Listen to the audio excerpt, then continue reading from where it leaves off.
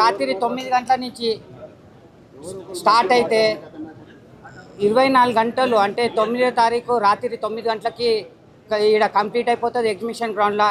మళ్ళీ అక్కడ కాకుండా మళ్ళీ ఇంటికాడ దూర్బౌలిలా కవాడిగూడలో కూడా ఇస్తాము. వచ్చిన ప్రజలు అందరికీ దొరుకుతుంది, ఎవ్వరు ప్యానిక్ కావద్దు, అందరికీ దొరుకుతుంది చేప ప్రసాదం. ఎంతమంది అయినా రాని మేము ఒక 4 నుంచి 5 లక్షల మందికి ప్రసాదం ప్రిపేర్ చేసి మేమైతే రెడీగా ఉన్నాము.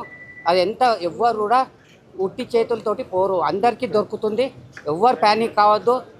జూన్ 8వ తేదీ రాత్రి 9 నుంచి చేప ప్రసాదం పంపిణీ ప్రారంభమవుతుంది.